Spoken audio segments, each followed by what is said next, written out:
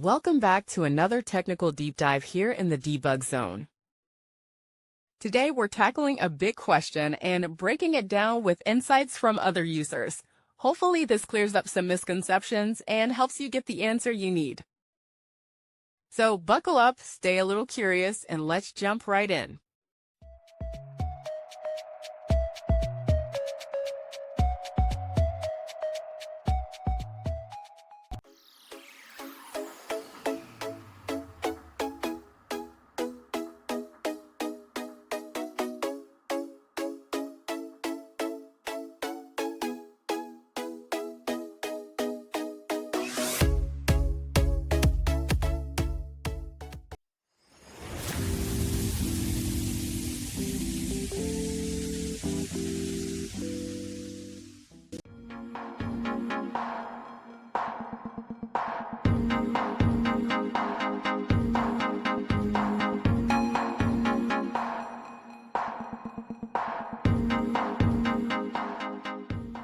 And that's a wrap.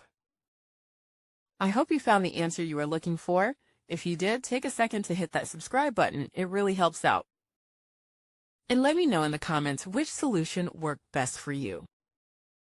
See you next time in the Debug Zone.